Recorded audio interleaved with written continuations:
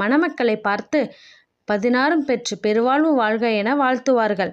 அவை பணம், படிப்பு, அறிவு, வலிமை, துணிவு, அழகு, ஆரோக்கியம், வெற்றி, புகழ், நல்ல மனைவி, கணவன், நல்ல குழந்தைகள், நல்ல குணங்கள், அனுபவித்தல், நீண்ட ஆயுள், வாழ்க்கை வசதிகள் மற்றும் நிம்மதி.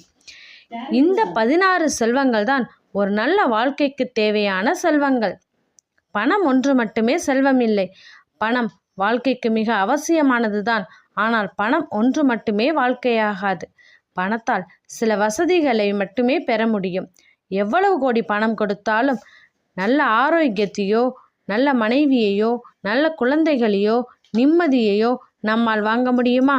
வாங்க முடியாதல்லவா? ஆகவே பணத்திற்கு அளிக்க வேண்டிய முக்கியத்துவத்தை மட்டுமே அளியுங்கள். அதிகமான முக்கியத்துவத்தை